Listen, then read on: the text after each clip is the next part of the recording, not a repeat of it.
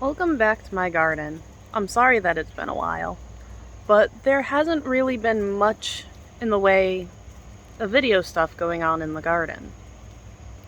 So I'm going to give you an update and talk to you about vine borers. We have gained a very friendly kitty cat to protect the garden. We call him Jimmy. He keeps the woodchuck out, but he doesn't like my dog. So we have to walk my doggie a different way so she doesn't get attacked. We've been harvesting the chamomile and the mint like you won't believe. Our parsley is doing wonderful. So is our thyme. Our cilantro and our dill, that's another story. And the basil looks like it has leaf edema. But I think that's just because we've had an overly wet and cold summer. This random tomato plant that just grew on its own in my garden is producing delicious cherry tomatoes. I still don't know what it is. However, I have a feeling it's a cross between Rapunzel and chocolate cherry.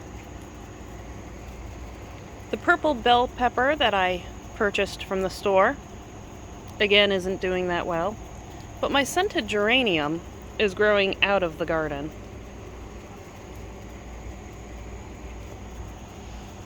My habaneros have begun to flower, a little later in the season than last year, but I grew them from seed this year.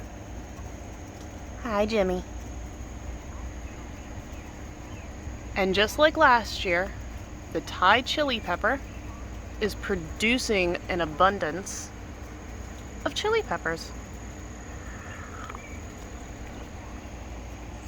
Jalapeno is also doing much better this year. It actually grew tall and started to produce peppers. That made me quite happy. My fajita peppers are actually starting to ripen, and my cayenne peppers were among the first of my grown from seed peppers to produce. It's only a matter of time before they begin to ripen. And my lone peppuccini is also producing and putting out flowers like you won't believe. Which brings us to the sweet peppers.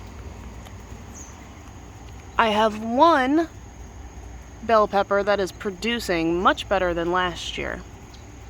And two more on the other side that have very nice thick stems and have yet to produce flowers. Very hard to see from this angle. And my Cubanelle is also producing peppers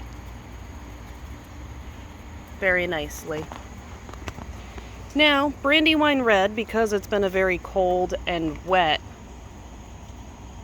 summer, I've had quite the issue with blight. But I've got some tomatoes that are starting to blush. Actually, quite a bit of them. Same thing with my mule team. I've got quite a bit of tomatoes.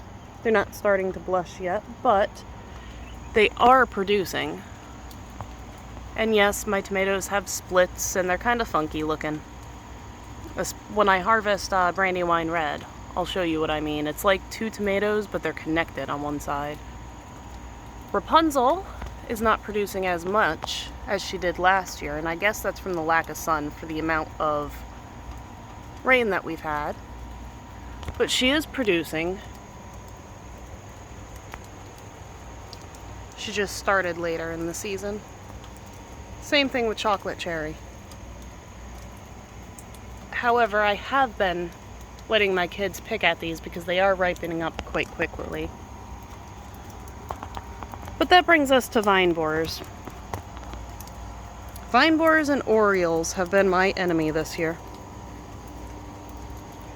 However, I consider the vine borer my nemesis, because every year I try to grow squash, whether it's zucchini or pumpkins, and they come. Doesn't matter how many years I wait in between.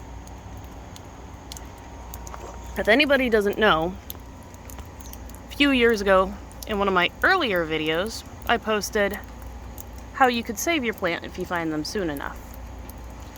Well, working 40 plus hours a week, you don't catch them soon enough.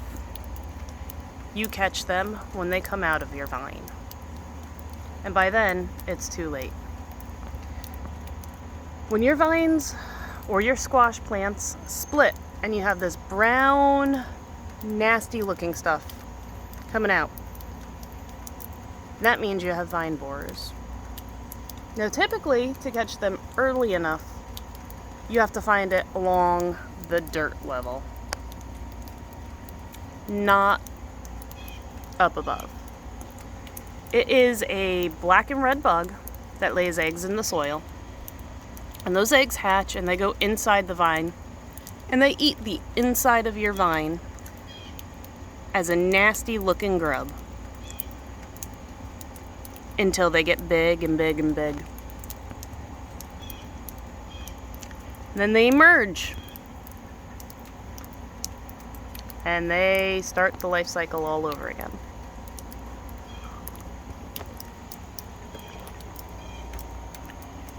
And they will completely destroy your entire crop.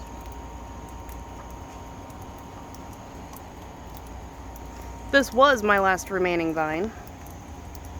However, they got to it too.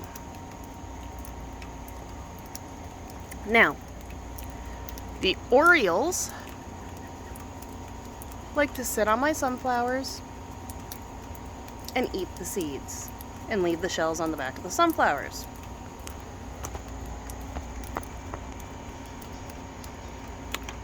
This one they snapped and there was still some seeds left, so I twined it in to my trellis.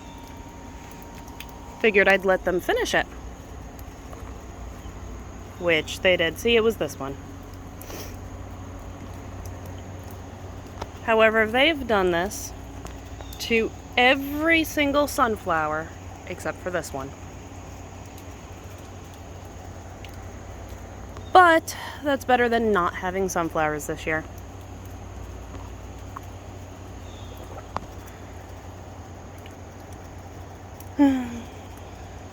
Thank you all for tuning in. This is my update. I apologize for the delay in broadcasting. However, there really hasn't been much going on with how rainy it's been here. We survived a tropical storm and I didn't even tie my planters this time, so until next time, thank you.